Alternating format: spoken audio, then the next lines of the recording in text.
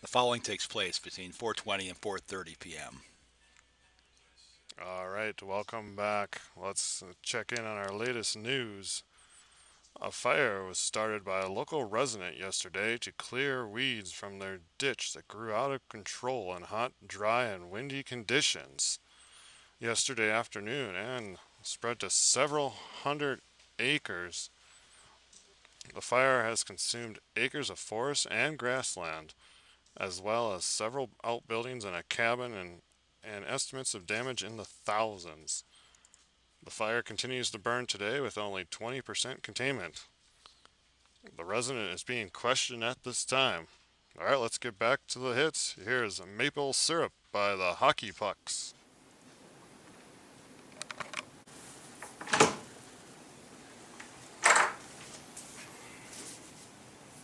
Let's just keep this simple. I was just trying to burn my ditch. Why did you burn today? Any particular reason? Did you wait till it was dry, hot, and windy to burn? I don't know. I just felt like doing it. I had to get it done. I had time to do it today. There's a red flag warning into effect. You burned your neighbor's shed down.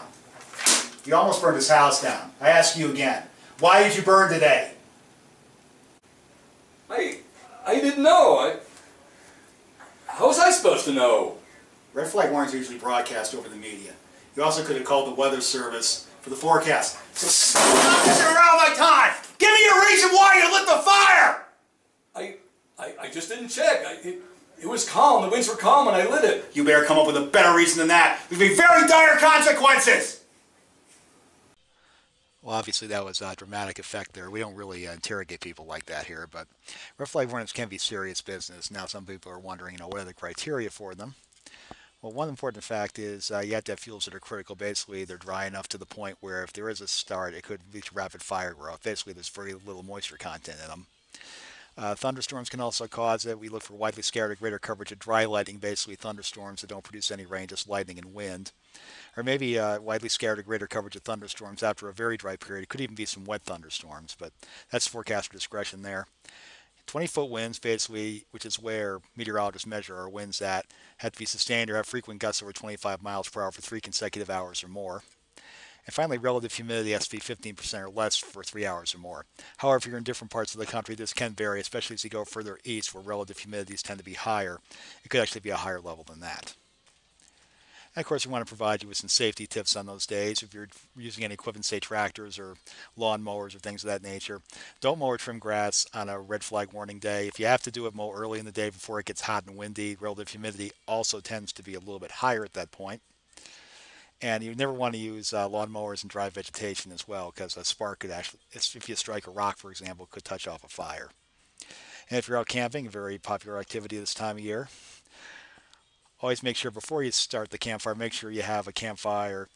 You'd have the campfire in the land that you're on right there. Make sure you clear an area around there and about 3 feet with rocks around it.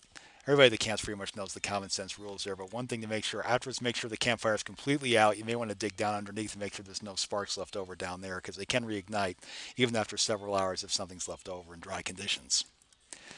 And vehicle safety, if you're driving in those areas, don't ever pull over in the dry grass because the catalytic converter on many vehicles gets very hot, as well as the muffler that can touch off some fires in very dry conditions. Make sure your chains don't drag in the ground because, again, those produce sparks, which can cause fires. Make sure your vehicle is properly maintained as well. Sometimes vehicles can backfire and that can cause fires as well. And make sure your tires are properly inflated because sometimes if they deflate too much, you'll drive in the rim. And again, especially in rocky terrain, it could provide sparks. And finally, other common sense fire safety tips. If you're a smoker, make sure your butts are properly extinguished. Don't throw them out the window when they're still lit in very dry conditions. And never burn ditches or landscape debris like leaves or branches on no-burn days when it's windy or in areas where it's not allowed. Obviously, on red flag days, you don't want to be doing that. If you do see a wildfire or forest fire, make sure you report it to the proper authorities.